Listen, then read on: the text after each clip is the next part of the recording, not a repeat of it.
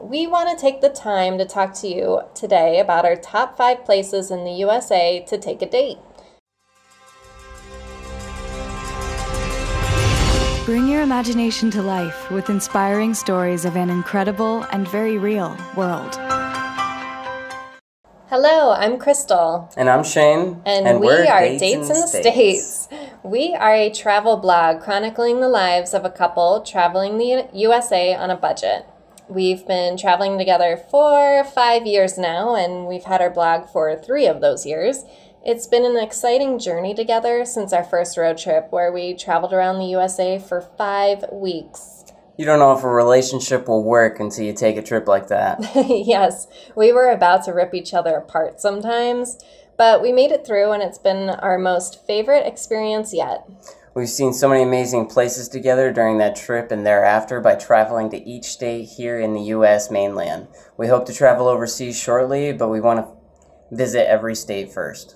Yes, we have a goal of seeing every national park as well in the U.S., and we are actually halfway there. So as travel bloggers, we've gotten lucky when it comes to traveling by building relationships with our readers, which has actually landed us some free travel. We've eaten at restaurants, stayed at campgrounds and hotels, as well as attended many events complimentary, which has been an epic experience for us both. We never thought that would ever be possible, but this blog has made it happen. It's really opened our mind to the possibilities of what being travel bloggers is all about, and it's very exciting. Yes, and with that being said, we want to take the time to talk to you today about our top 5 places in the USA to take a date. Some of these places we've explored on our own free will, and others we've actually been drawn to because of these complimentary travel opportunities. So I'm going to have Shane go ahead and take the lead. Zion National Park. We love hiking, so many of our greatest date destinations are in places that have amazing hiking trails. The mountains in this park are amazing, and there is also a spot called the Narrows, which is a trail you can walk through in the middle of the gorge. However, while we were there, we wanted to hike a part of the Narrows. It turned into a huge hailstorm, and we were forced to take cover under a rock until it let up enough to let us get out of the park. When it rains in Zion, there's a chance of flash flooding will occur because of all the mountains, so it's best to be safe than sorry. We wish we could have spent more time there. Yes, it was definitely an experience. Antelope Canyon. This place was unlike anything we've ever seen before. The colors were just spectacular, and the whole experience was just so unique. This place is on an Indian reservation in Arizona, and the only way you can get into the canyon is by a guided tour. You walk into the canyon and your mouth just drops. It's so incredible. I can't even explain it to you. It's just something everyone must see at least once in their life. Yes, I definitely agree. Next up is NOLA, New Orleans. It's one of my favorite cities personally. It's always been such a magical place for me, and I have so many great memories traveling with friends and eventually traveling there with Shane.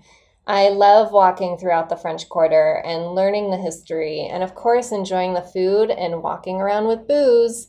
Hand grenades are definitely a must if you do go.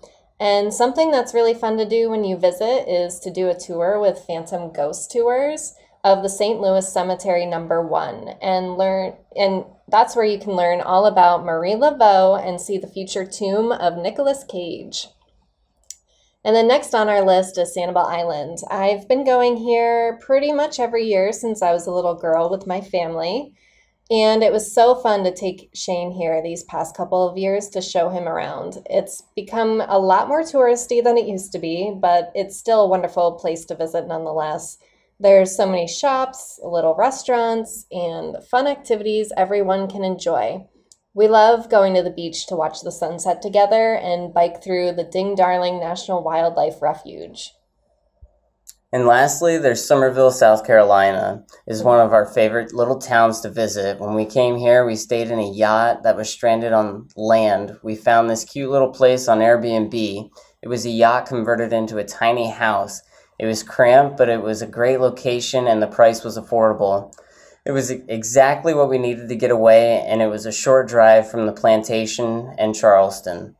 The town of Summerville is very charming, and it's little boutiques and great breakfast restaurants. Yeah, it was definitely an experience staying in that yacht. So all of these places can be found on our blog. We have a menu on the blog as soon as you get on the homepage. So you can choose a state you are visiting and read up on all of our recommendations for dates to take with your loved ones, or even if you're traveling by yourself. So thanks for listening.